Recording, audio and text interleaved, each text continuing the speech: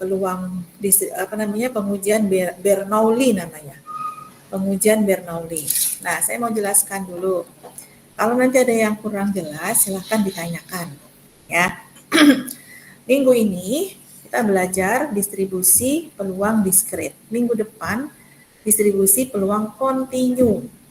Kemudian kalau kedua distribusi ini kalian sudah paham, maka kita seterusnya di lab untuk melakukan pengujian-pengujian menggunakan Minitab. Ada kesulitan untuk Minitab ya? Ada kesulitankah untuk installnya? Kalau ada yang mungkin pakai free trial 30 days gitu, nanti aja berarti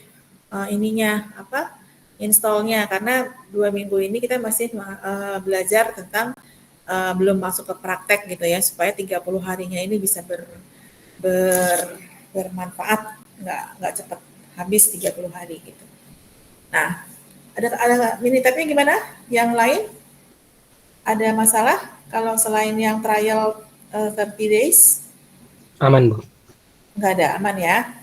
Oke, aman. Statistika yang sekarang ini kemudian nanti adalah dasar. Nanti implementasinya akan digunakan di mata kuliahnya Pak Saiful Imam dan mata kuliahnya Ibu Novi. Kemudian untuk pengujian juga nanti saya akan implementasikan ke mata kuliahnya Bu Deli barangkali ya, yang ada datanya ya. Nah, seperti apakah itu pengujian Bernoulli? Yang pertama tadi saya mau membedakan dulu ya. Jadi pengujian itu kalian jangan salah ya, nanti kalau kan ini nanti metode pengujian statistik itu banyak banget. Jangan salah ketika kita memilih pengujian untuk distribusi kontinu yang mana, pengujian untuk distribusi yang diskrit yang mana. Ketika kalian bikin skripsi, kemudian salah memilih metode pengujian, maka akan salah terus ke belakangnya. Ya, jadi saya mulai dari membedakan dulu nih. Distribusi peluang diskrit itu yang kayak gimana, distribusi peluang kontinu itu kayak gimana.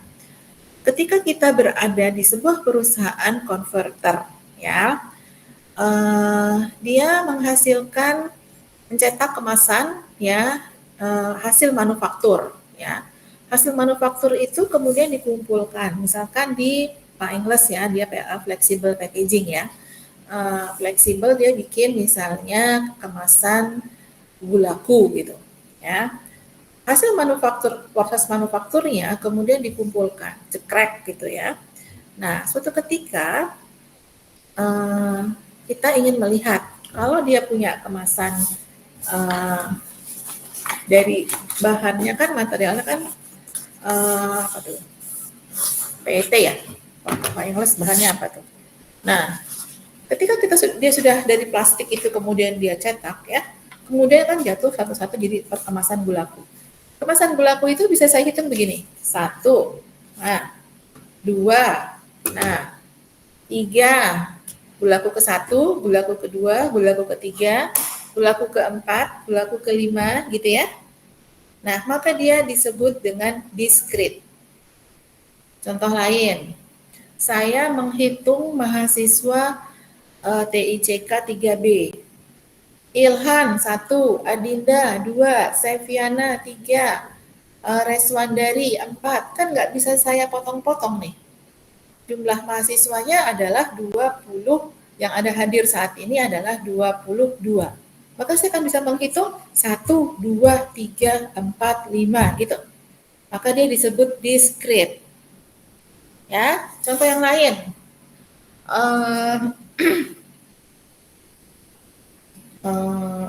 Contoh yang lain, misalnya jumlah motor yang parkir di lapangan parkir sana, tempat gedung parkir.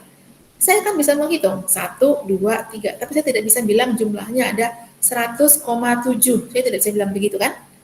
Ya, ketika saya menghitung jumlah kendaraan bermotor roda 2 yang terparkir di gedung parkir di PNJ, maka saya sebut itu sebagai diskrit distribution. Ya, jelas? Discrete? Distribution. Jelas? Belum? Jelas, Bu. Belum? Nah, sekarang kalau kontinu yang gimana? Ketika saya mengukur tinggi badannya Nur Alifah, ya, kemudian saya mengukur tinggi badannya Keisha. Nah, maka saya bisa mengatakan bahwa Nur Alifah dan Keisha itu tinggi badannya 155,78 misalnya gitu. Maka dia disebut dengan distribusi kontinu. Jelas? Bedanya? Saya nggak bisa ngitung, jelas ya? Jadi kalau misalnya saya gambarkan di dalam garis bilangan, ya ini nggak ada papan, jadi apa? Ya, bayangin ada garis bilangan ya, garis bilangan tuh lurus gini kan ya. Kalau kita mau tahu ada angka 0, 1, 2, 3 gitu ya.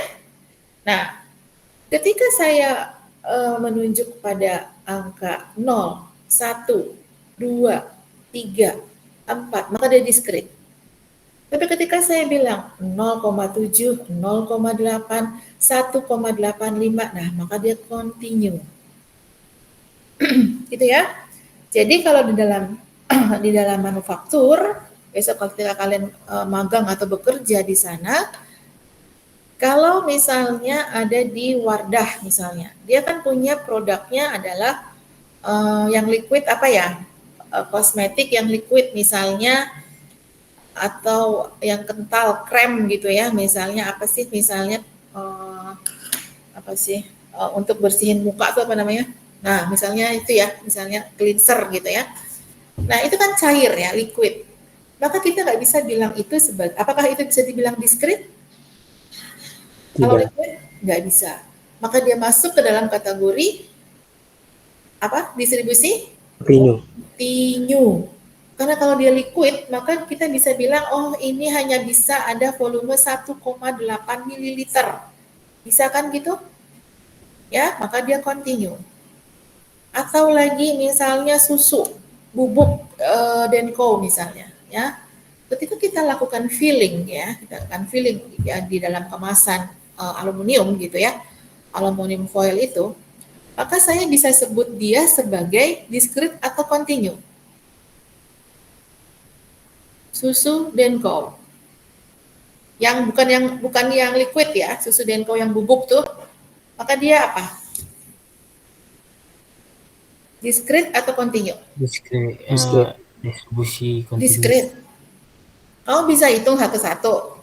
Remahan. Distribusi kontinu. Continue ya. Karena kan dia kan udah bubuk tuh kan udah halus banget ya. Udah pernah minum susu bubuk belum? Udah pernah lihat kan? Udah pernah lihat kan? Nah, sehingga ketika kita mau menghitung itu kan nggak bisa nggak bisa kita hitung 1, 2, 3 kan? Tapi kan hitungnya itu kan dalam bentuk sekian gram gitu kan? Misalkan beratnya adalah 10 gram, 10,5 gram, masih boleh dong, berarti dia continue. Ya, jelas ya bedanya? Discrete sama continue jelas nggak? Jelas. Kalau jelas, Bu. Oke, jelas ya. Jadi jangan salah, ketika besok kalian membuat skripsi tentang sistem industri, lihat dulu. Ini belum masuk ke peta kendali ya, belum masuk ke grafiknya. Jadi nanti setelah pengujian kita akan belajar bagaimana peta kendali di dalam proses manufaktur kemasan. Peta kendali itu juga menggunakan prinsip discrete dan continue. Kapan kita pakai peta kendali? Udah belajar peta kendali belum di semester ini? Udah? Belum? Belum. Kapan kita pakai X, kapan kita pakai R, kapan kita pakai S gitu ya? Nah, itu juga jangan salah ya. Oke. Ya, jadi sekarang dari awal saya sampaikan bahwa perhatikan discrete or continue.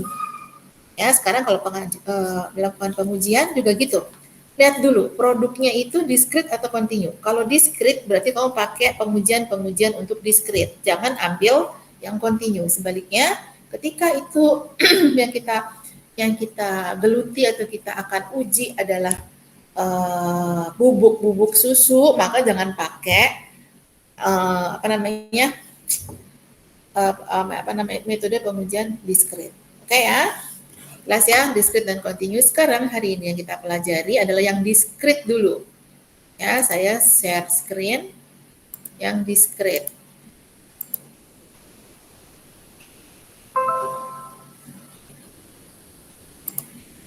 Kelihatan? Kelihatan? Ibu. Oke.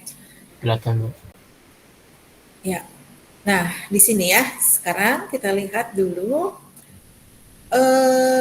pengamatan yang tadi saya sudah bicara ini. Nah, sekarang kita mau ngapain sih di dalam materi ini? Jadi kita mau bikin sebuah distribusi yang bisa dijabarkan atau yang bisa digambarkan atau dideskripsikan di dalam sebuah rumus yang sama. Ya, tadi saya bilang sekarang ini kita mulai dengan yang agak bikin pusing, iya karena banyak rumusnya. Tapi rumus ini dari sekarang saya bilang bahwa rumus ini bisa kalian bawa ya pada saat ujian. Minta tanda tangan dulu baru disilahkan itu dibawa di ruang ujian. Ya, jadi rumusnya banyak banget, tapi rumus itu bukan untuk dihafal, bukan untuk kita jauhi, bukan untuk kita hindari, tapi untuk kita pelajari ya. Insya Allah dalam belajarnya juga nggak susah kok ya. Kalau nanti itu saya buka pelan-pelan ya. Nah, beberapa distribusi peluang diskrit yang banyak ditemukan dalam praktek itu antara lain banyak sekali ya. Ada Bernoulli, ada Poisson, kemudian ada multinomial, ada hipergeometris gitu ya. Nah, kita hari ini belajar yang paling gampang dulu Bernoulli ya. Nah, ini diskrit kalau misalnya peubah itu sama dengan variabel ya. Jadi ketika saya lihat di KBBI, variabel itu harus kita gunakan dalam bahasa Indonesia menjadi peubah ya. Kalau variabel acak X mempunyai nilai X1, X2, X3 sampai X tertentu dengan peluang yang sama, maka distribusi seragam atau uniform diskrit didefinisikan ini. Ini rumus yang pertama. Lihat, artinya apa? Artinya gini, X itu apa? Variabel acak. Kalau misalnya saya bilang begini, saya akan melemparkan satu dadu ya, satu kali. Maka X adalah variabel acak munculnya dadu bermata satu. Nah, itu X. Ya. Nah, tapi kalau saya misalnya punya dua kali ngelempar atau dua dadu dilempar dalam satu kali, maka X-nya adalah contoh ya, ini belum sampai yang nilai X1, X2-nya belum ya. Itu masih perluasan lagi. Saya masih yang X-nya dulu. Misalnya, supaya kamu mudah. X adalah, yang disebut X itu adalah munculnya dadu bermata satu. Munculnya dadu bermata dua. Nah, itu X contohnya. Karena dia kita lempar sekali. Nah, sekarang kalau ada variabel X, tapi dia punya nilai lagi X1, X2, X3. Itu yang kayak gimana? Kalau tadi kan yang X aja. Ya, contohnya yang tadi saya sebutkan. Sekarang kalau ada X tapi dia punya nilai lagi, berarti kan X-nya ada banyak. Ada yang X1, ada yang X2, 3 sampai X tertentu. Nah, ini tuh contohnya adalah apa ya?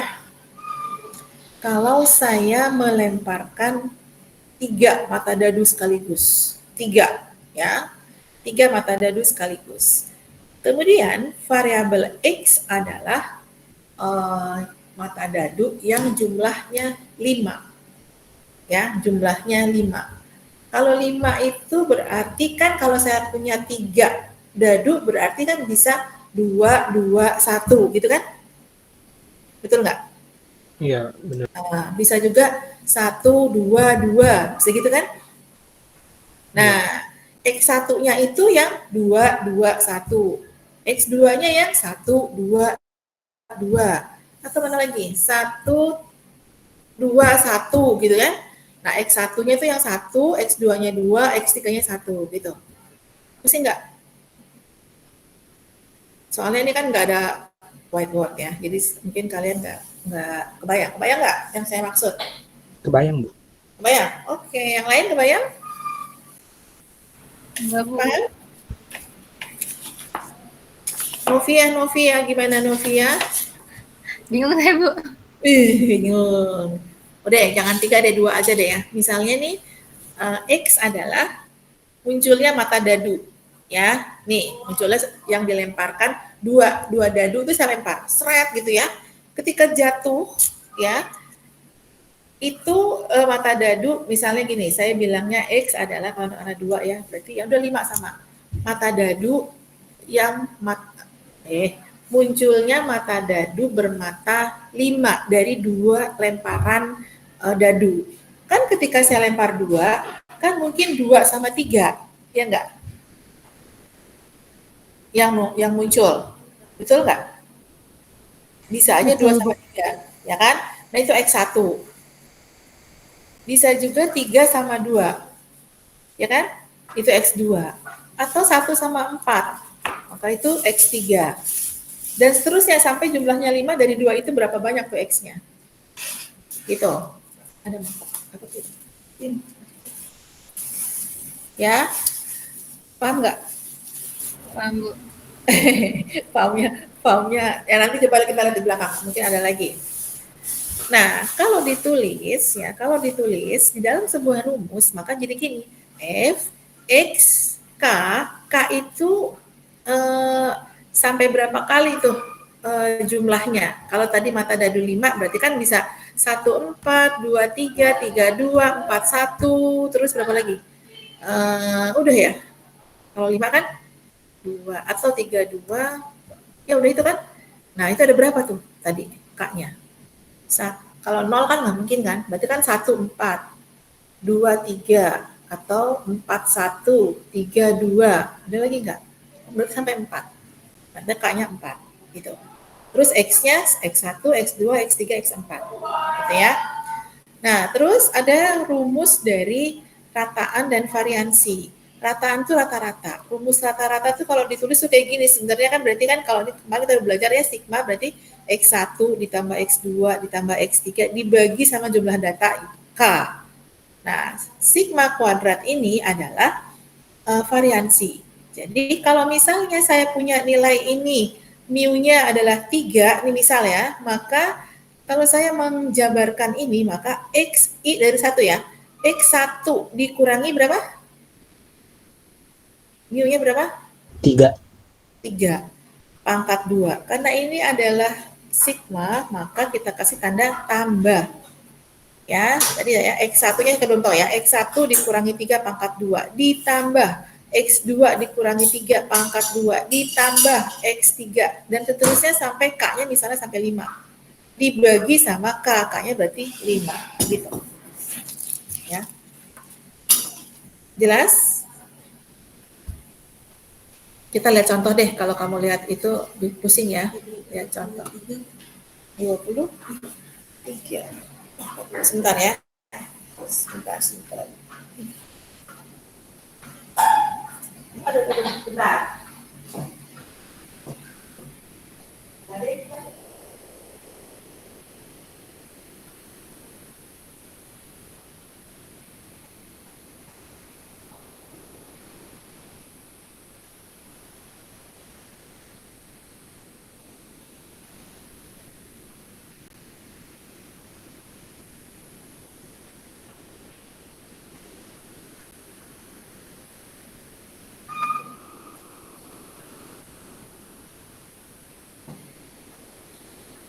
Ya, aduh. Nih ya, contoh 1. Kalau sebuah dadu dilempar, satu dadu nih dilempar, seret dilempar, maka setiap elemen dari ruang sampel S, nah saya juga belum bilang ya, apa tuh ruang sampel? Ruang sampel itu adalah himpunan yang anggota-anggotanya adalah semua kemungkinan dari peluang kejadian tadi. Misalnya, saya melempar satu dadu kan sebuah, maka ruang sampelnya adalah bisa muncul dadu mata 1, mata 2, 3, 4, 5, 6 gitu kan? Maka dia disebut ruang sampel. Atau ini apa tuh? Koin uang gitu ya, uang 500 rupiah. Kalau saya lempar, maka ruang sampelnya apa? Gambar sama angka. Gitu. Jadi menggambarkannya itu adalah himpunan yang anggota-anggotanya adalah semua kemungkinan yang bakal muncul dari pelemparan satu buah koin 500 rupiah. Itu ruang sampel, ya. Atau lagi misalnya, saya melakukan pengujian atau pengujian di dalam bagian QC, quality control, untuk melihat mana produk-produk defect, mana yang produk-produk good condition, gitu ya. Maka saya punya ruang sampelnya apa? Ruang sampelnya apa? Saya nih ada kerja di bagian QC gitu kan. Saya di bagian QC. Saya diminta untuk melakukan pengujian terhadap produk-produk flexible packaging. Ya. Yang ada tuh saya harus milih mana yang defect, mana yang bagus kondisinya. Maka ruang sampelnya adalah apa? Yang defect sama yang bagus itu. Cuma dua kemungkinannya. Yang lain gimana, ngerti nggak? Mahathir udah ngerti. Ilham ngerti nggak? Ilham? Kurang, Bu. Kurang. Oke deh. Misalnya saya masuk ke kelas TICK 3B. Ruang sampelnya di situ ada apa? Kemungkinan saya bisa ketemu dengan jenis kelamin apa? Kalau saya mau tahu. Laki perempuan. Nah, itu ruang sampel. Hanya ada kemungkinannya, hanya ada dua. Kalau nggak pria, wanita gitu. Sama kayak tadi, ketika saya mau melakukan pengujian kepada produk-produk kemasan hasil manufaktur, mau dilihat mana yang gagal cetak, mana yang good condition.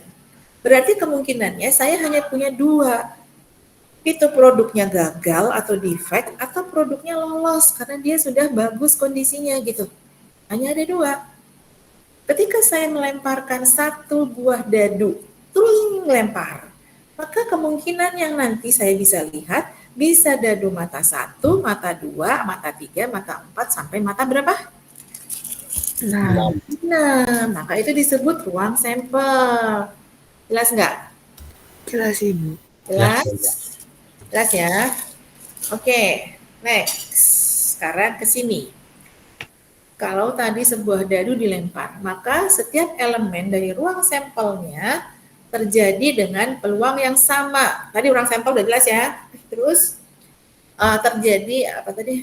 Maka setiap elemen dari ruang sampel bisa terjadi dengan peluang yang sama, yaitu 1/6. Kenapa 1/6? Karena ruang sampel itu ada 6 kemungkinannya kan, bisa 1, 2, 3, 4, 5, 6. Kalau saya bilang X-nya adalah munculnya mata dadu yang munculnya dadu yang bermata 2, maka hanya bisa 1 kali kan kemungkinannya kan? Ya kan? Kan nggak ada 2 kali karena saya hanya punya 1 dadu. Jadi kan hanya 2 antara muncul. Berarti kemungkinan atau peluangnya hanyalah 1 dari 6 kemungkinan. Gitu. Maka saya nulisnya 1/6. Ini rumus ini ngikuti yang tadi di atas ini.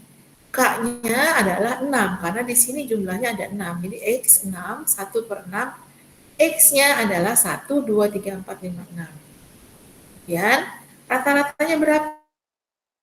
Rata-ratanya adalah tadi kan X1 ditambah X2 nih ya. X1 ditambah X2 sampai X6 dibagi sama K. K-nya tadi berapa? Ada 6 kalau itu mata dadu. Hanya satu mata dadu, maka di sini 1 tambah 2 dibagi 6, 3,5.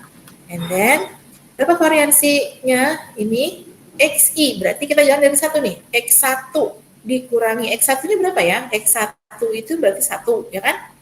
Ini kan X1, ini kan X2, ini kan X3, 4, 5, 6. Kok bisa gitu Bu? Ini lihat di sini. X1-nya 1, 2, 3, 4, 5, 6. Tadi kan kita sudah dari depan. Nah, kalau ada X punya nilai X1, X2, X3 sampai Xk, maka tadi kalau saya punya satu dadu yang dilempar, maka di sini X-nya adalah X1 sampai X6. Karena ada 6 kemungkinan mata dadu yang bisa muncul. Maka di sini X1 sampai X6. Kalau gambar angka gambar sama angka tadi, maka hanya ada 2, X1 dan X2 aja gitu. Ya. Nah, ini dimasukin nih angkanya nih ke sini ya, dimasukkan ke sini. Jadi X1 tadi kan 1 ya. Mana satunya tadi? 1. Nah, ini kan 1. Berarti 1 dikurangi mu. Mu itu rata-rata tadi, mu, rata-rata. Rata-ratanya tadi 3,5, maka 1 dikurangi 3,5, pangkat 2. Ditambah X2. Nah, terus sampai ini dapatnya segini. Coba dipahami dulu yang slide ini, nanti saya tanya.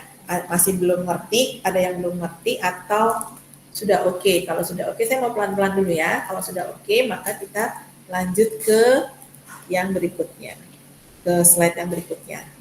Ini dulu dipahami. Sudah paham apa belum?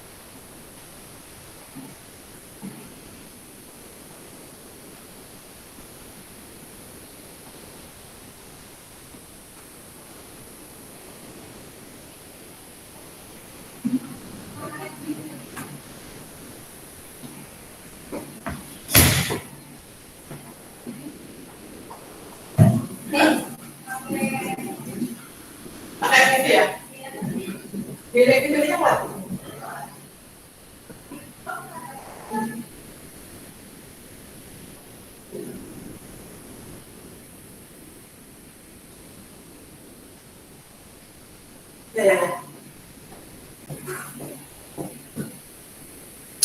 ya, terganggu sedikit. Bagaimana? Sudah paham belum? Sudah? Halo, halo. Udah? Oke.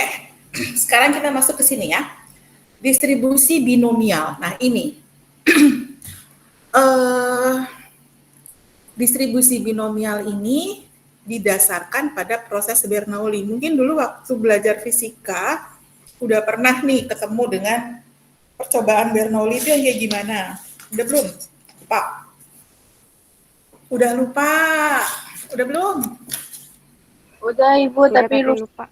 Iya kan? Udah lupa, benar Tif. Oke, jadi Bernoulli itu sebuah percobaan yang diulang-ulang, ya. Terus dari setiap pengulangan tadi dia punya dua hasil, gagal atau baik gitu. Nah itu dari proses Bernoulli. Jadi gini, kalau kita terapkan di dalam dunia kita di kemasan, misalnya tadi saya bilang, misalkan di flexible packaging-nya Pak Ingles Samudra Montas, itu bikin kemasan swallow ya, agar-agar swallow. Nah, terus dia melakukan pengujian kepada produk tadi. Pengujiannya itu adalah dengan memilih-milih mana produk yang good and no good gitu ya. Nah, itu kan diulang-ulang. Jadi saya ngambil, misalkan itu dikumpulkan ya dalam sebuah tempat gitu ya. Saya ngambil satu, saya periksa karena di sana masih manual ya meriksanya tuh. Ambil satu, terus dilihat. Oh ternyata ada berbayang, jadi ada misregister gitu ya. Dia berbayang. Maka ini gagal. Maka saya masukkan tuh ke kotak gagal. Ada 2 kotak lagi ya. Saya ambil lagi dari kotak yang besar tadi, saya ambil satu lagi, terus saya periksa lagi. Oh ini bagus nih. Saya masukkan lagi ke kotak yang good gitu. Ambil lagi. Nah ini proses diulang-ulang nih. Ambil, periksa, taruh di kotak yang good atau no good, ambil lagi. Nah ini namanya Bernoulli. Dan hasilnya hanya ada 2, sukses dan gagal. Ya, jadi bukan kayak tadi ngelempar mata uang ya, beda ya. Kalau yang tadi ngelempar mata uang itu bisa macam-macam kemungkinannya. Tapi kalau sekarang hanya ada 2, sukses dan gagal. Yes or no, apalagi puas tidak puas gitu ya. Ada lagi apa? Jadi di sini hitam putih, nggak ada yang grey. Ya, nggak ada yang ya sangat puas sekali, sama sangat puas, nggak ada itu. Ya, jadi di sini hanya ada puas tidak puas, yes or no, sukses gagal, apalagi ya, menarik tidak menarik gitu ya, besar kecil gitu, nggak ada yang agak-agak besar, nggak ada. Gitu ya, jadi hanya ada 2. Oke, jelas nih prinsipnya? Jelas ya? Jelas Bu. Jelas. Terus sekarang contohnya pada pengujian sebuah produk untuk menentukan berapa jumlah produk yang cacat dari N pengujian. Itu tadi contohnya ya yang tadi saya sebutkan. Terus pada tiap pengujian ditentukan bahwa suatu produk cacat atau tidak cacat. Oke.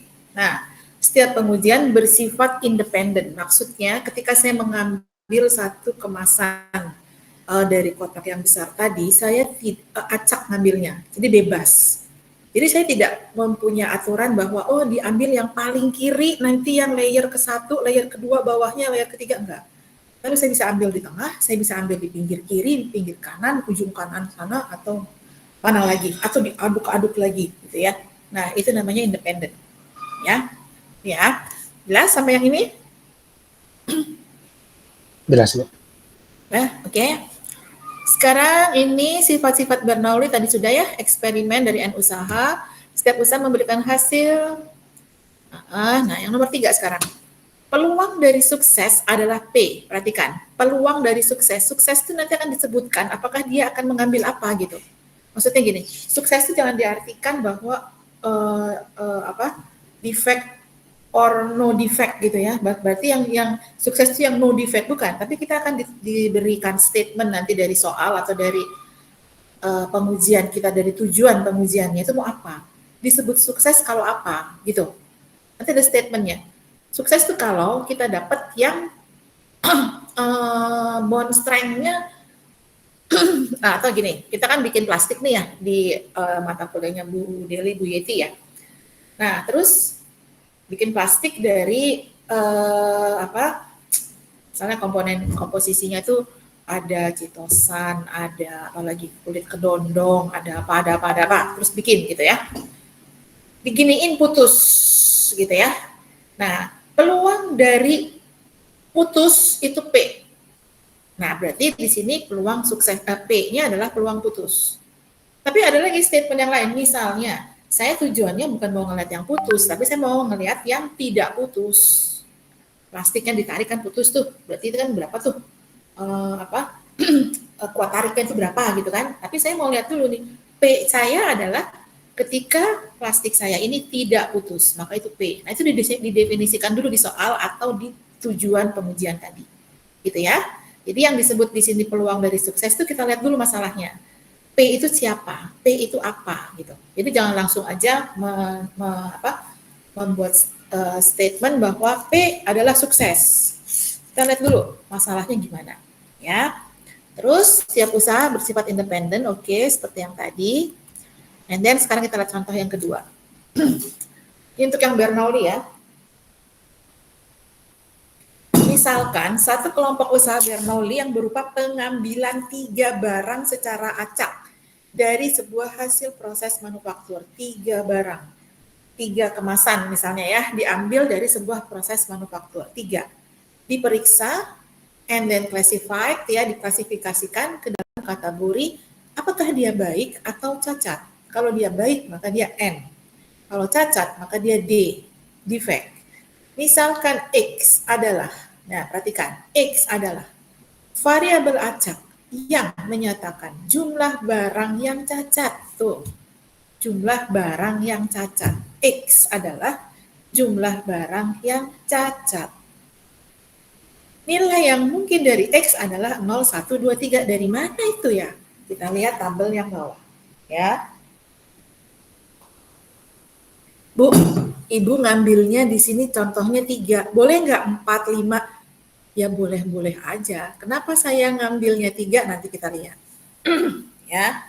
Kenapa saya ngambilnya kok yang 3? Ya. Lihat nih, saya mau jelasin yang ini. Misalkan X adalah variabel acak yang menyatakan jumlah barang yang apa?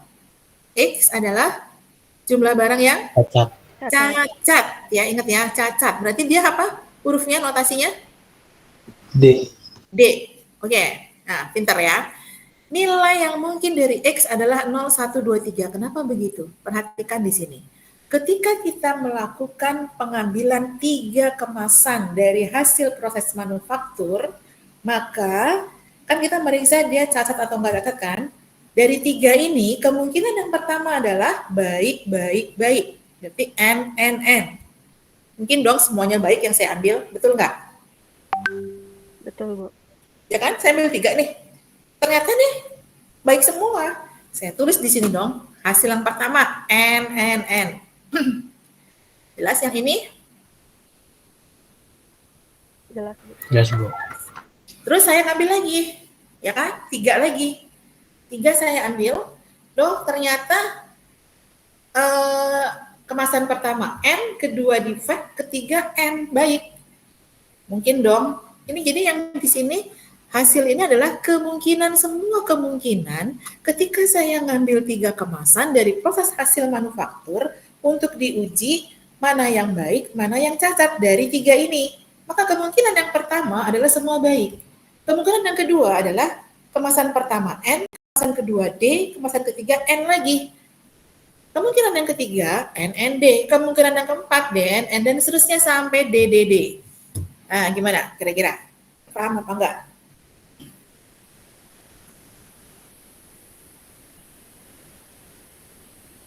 Jelas? Terus, tadi kan saya tanya, X adalah variabel acak yang menyatakan jumlah barang yang cacat. Jadi X ini adalah berapa banyak D yang ada di dalam setiap kemungkinan hasil. Jadi di sini X-nya 0. Kenapa 0, Bu? Karena X adalah variabel acak yang menyatakan jumlah barang yang cacat. Jadi yang ada D, D-nya ada berapa? Di sini nggak ada yang cacat, jadi X-nya 0. Kemudian di hasil kedua, D-nya 1. Hasil ketiga, D-nya 1, 1, 2, 2, 2, 3. Nah, coba. Mana yang nggak paham, coba dipahami dulu.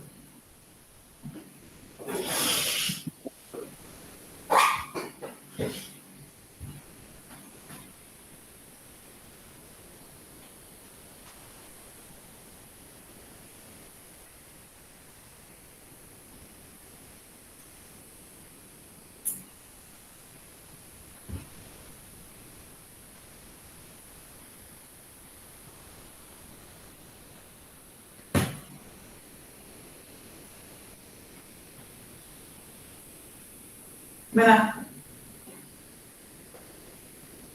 Ngerti nggak? Bu, bintangnya.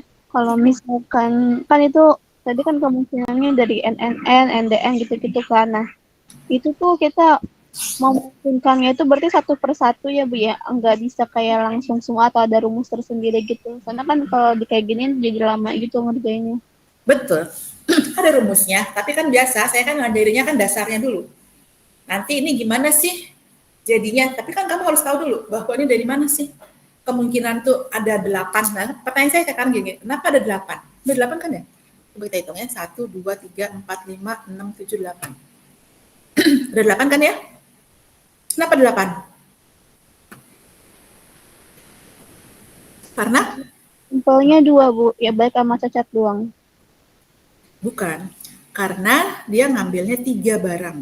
Berarti 2 pangkat N, N-nya 3, berarti 2 pangkat 8. Karena itu, kenapa saya di sini nulisnya 3? Karena saya kan mau ngasih contoh nih, mau ngasih contoh sama mahasiswa. Saya kalau ngasih di sini 5, maka 2 pangkat 5 itu ada 32. Berarti saya akan nulis di sini panjang 32, dan kalian pasti bingung. Karena itu saya cukup dengan 8. Kalau cuma 2 ngambil 2 kan kepikiran ya 4 gitu kan, 2 pangkat 2. Nah, tadi pertanyaannya bagus. Kenapa kok nggak ada rumusnya? Ada sayang, rumusnya ada. Tapi saya harus menjelaskan dasarnya dulu. Itu rumus dapat dari mana. Supaya kalian bisa lihat dulu. Karena ini semua dasar loh. Bahwa kalau saya langsung ke rumus nih, kamu nggak paham bahwa nanti gimana dapetin angka X-nya. Kenapa kok X-nya jadi 0, 1, 2, 3? Kenapa? Kalau saya langsung ke rumus ya. Kok X-nya 0, 1, 2, 3? Ya ini dasarnya. Kenapa dia 0? Karena ini nggak ada D-nya. 1, 2, dan seterusnya. Gitu. Ada rumusnya. Ya. Cuman kamu nggak sabaran aja ya. Sama kalau nggak dikasih tahu dasarnya atau pola pikirnya, nanti kamu kalau ada soal yang berbeda, maka bingung kalau langsung ke rumus gitu. Maka itu saya kasih ininya dulu, filosofinya dulu. Ya, sabar. Cara gini sampai. Oke, sampai sini udah ya. Taram. Nah, ini sekarang. Ini kan baru ininya, baru apa namanya?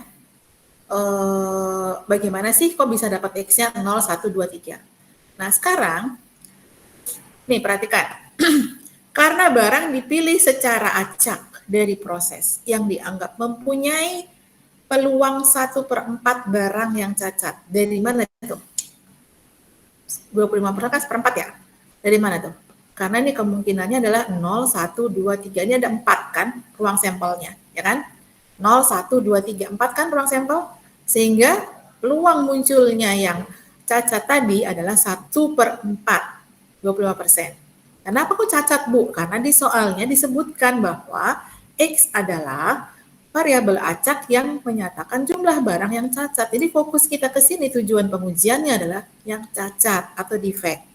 Sehingga di sini pun muncul proses yang dianggap mempunyai peluang barang yang cacat adalah 1/4.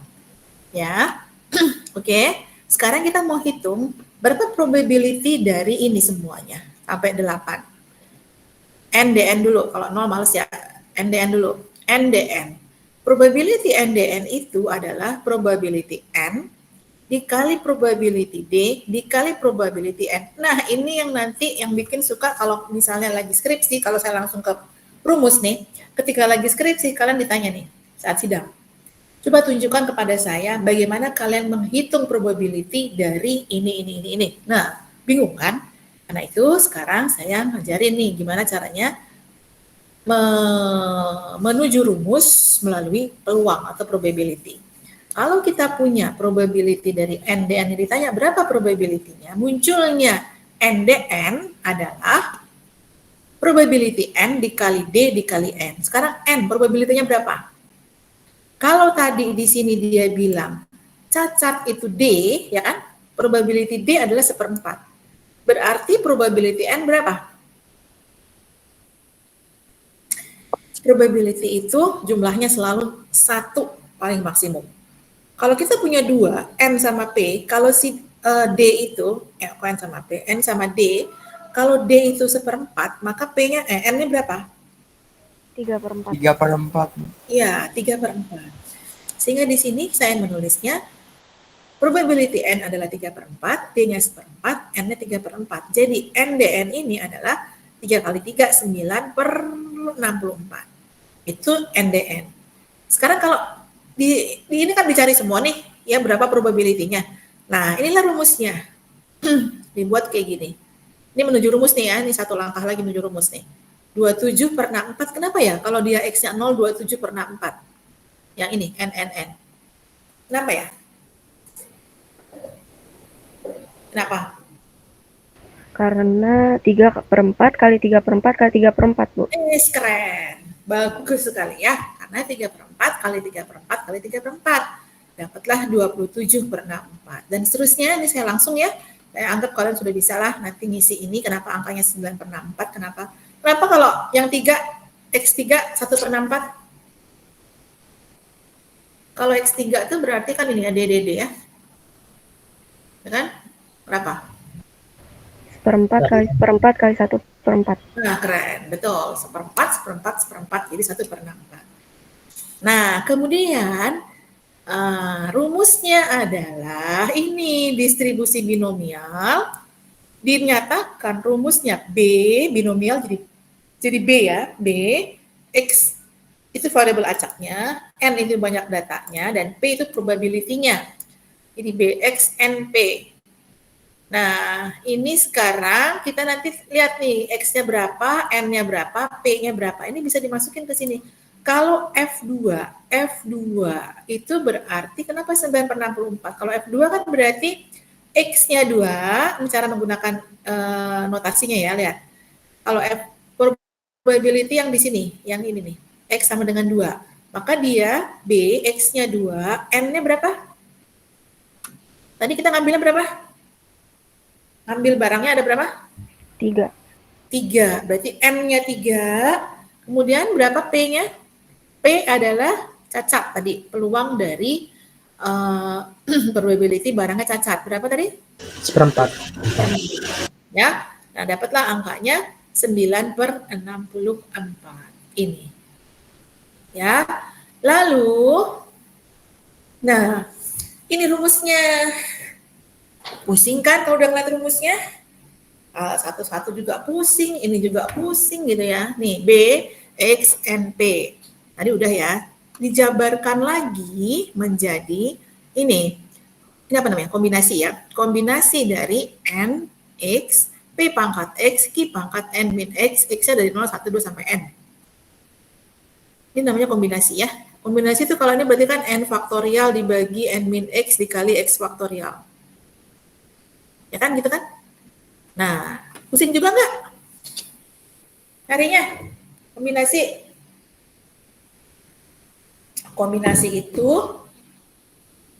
itu lebih pusing lagi karena dia, misalnya saya punya N-nya sampai 20, maka dia 20 faktorial. 20 faktorial kan 20 kali 19, kali 18, kali 17, sampai 0, gitu kan?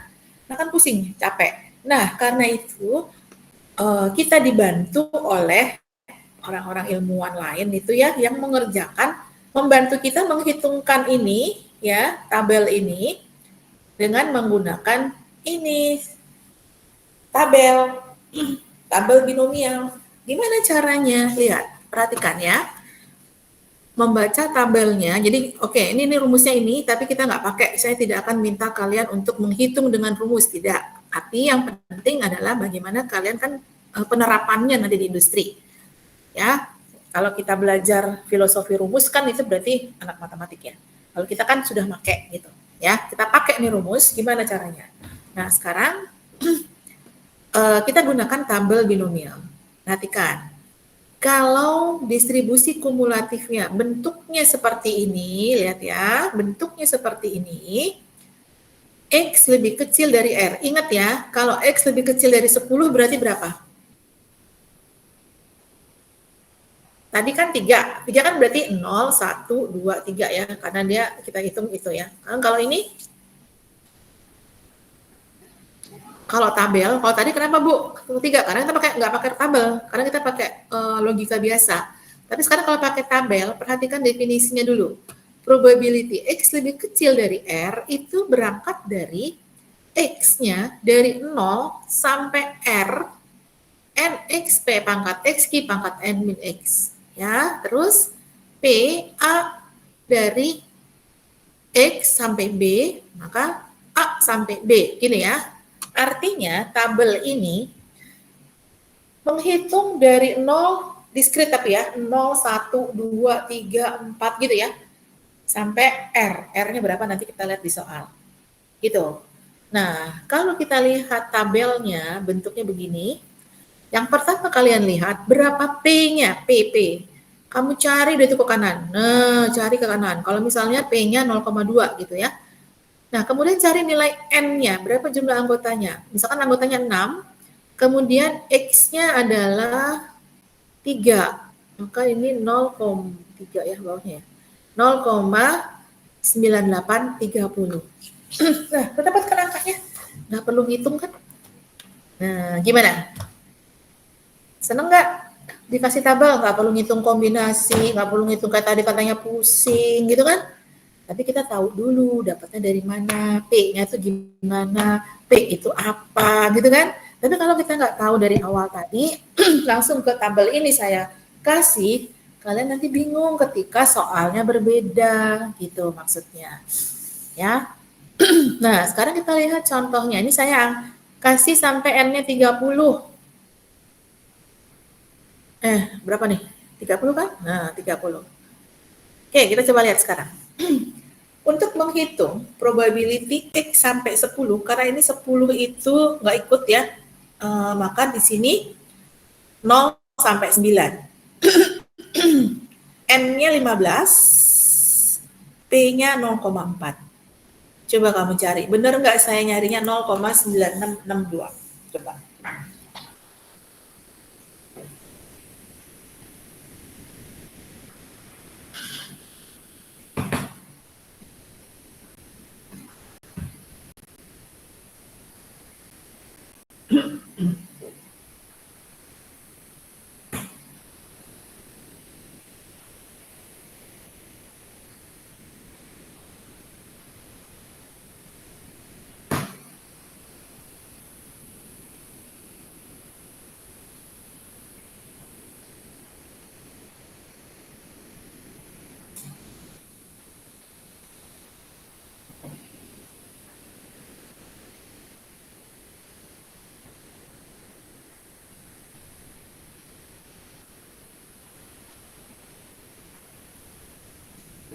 Di mana?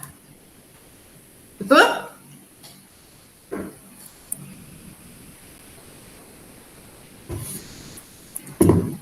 Nol koma 9662 betul?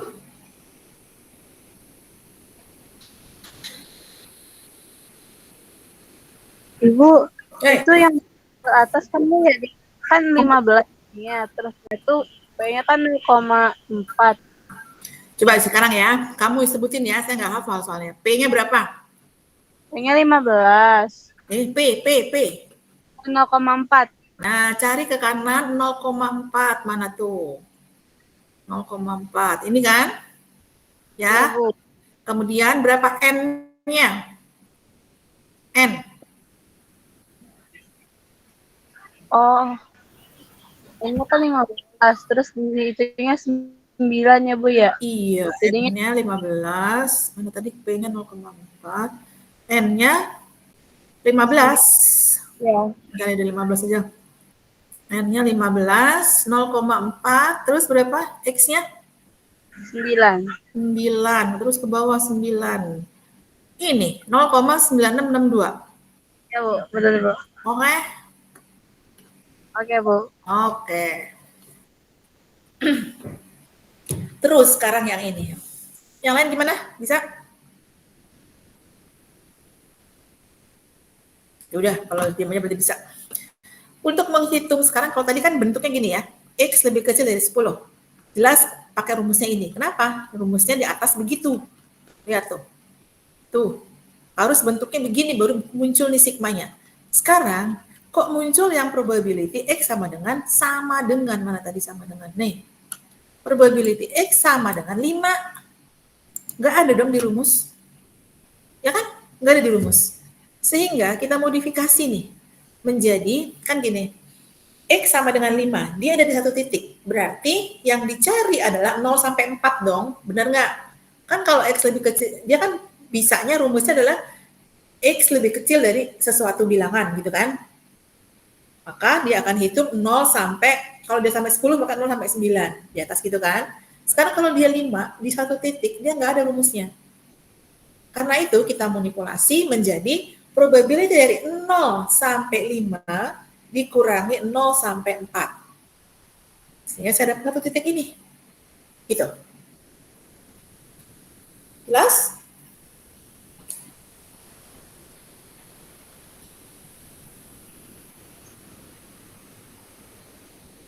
Gimana? Jelas. Cara nyarinya sama ya. Berarti ini X, ini N-nya, ini P-nya. Ini N-nya, ini P-nya. Ya. Dapatlah angkanya ini. Ya. Jelas ya? Dan ternyata gampang kan? Nggak susah. Betul nggak?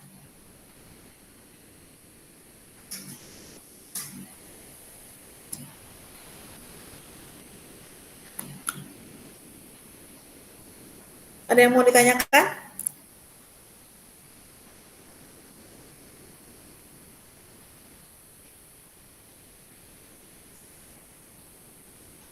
Ada yang mau ditanyakan?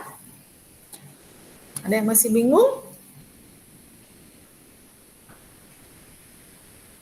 Si bingung Bu saya Bu. Bingung? Bingungnya yang mana? Yang mana? Yang slide mana? Cara nyari ini? Yang iya Bu. Cara nyarinya? Di Cara tabel? nyari yang itu yang tadi kedua Bu. Yang kedua. Yang kedua, yang sama dengan? Iya Bu itu Bu. Oke, gini aja kalau gitu.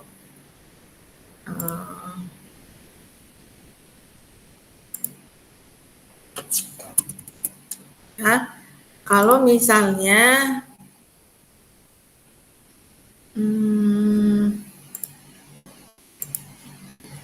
ini garis bilangan, ya. Terus ada di sini adalah 1, ya. Terus di sini ada 1, 2, 3. Aduh. 1, 2, 3, 4, 5. Ya. Kan sampai 5 ya. Ini karena saya nggak pakai apa namanya? Ilustrator, ini susah nih ya. Aduh deh. Kalau pakai Microsoft Word susah.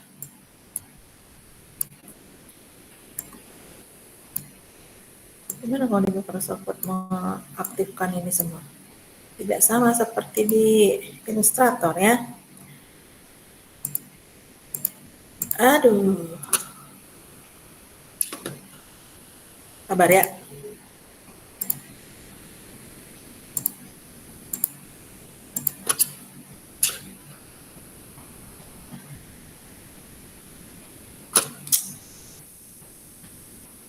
Nih ya. Kan yang ditanya kan yang di sini. Ya. Ini kan 5, ya kan? Aduh, ini kalau nih, kan 5 di sini. Perhatikan dulu rumusnya. Mana tadi ya? Perhatikan dulu rumusnya. tabel ini bisa digunakan kalau bentuk probability begini. Probability X lebih kecil dari R atau begini. Kalau begini, maka ini digunakan dan bisa pakai tabel. Tapi kalau sama dengan probability X sama dengan 5, kan nggak ada. Berarti tabelnya nggak bisa kita gunakan. Kalau langsung probability X sama dengan 5 kita cari. Sehingga kita menggunakan yang ini ya untuk bisa memperoleh nilai probability X sama dengan 5. Kan jadi begini, kan lebih kecil ya. Berarti kan, ini saya blok aja ya. Mulai dari 0 sampai 5, kan berarti segini. Gimana nih? Insert. Misalnya kan berarti probability 0. Iya. Ya, sabar. Itu ini aja deh ya. Ini kan dari 0 sampai 5 itu kan ini. Itu kan? Aduh, satu-satu. Nah, teruskan ke situ sampai ke sini, sampai ke angka 5 itu kan. Nah, ini adalah yang sesuai dengan rumus. Probability X lebih kecil dari 5. Ya, berarti kita ngitungnya dari sini sampai sini dikurangi dari sini dikurangi dari sini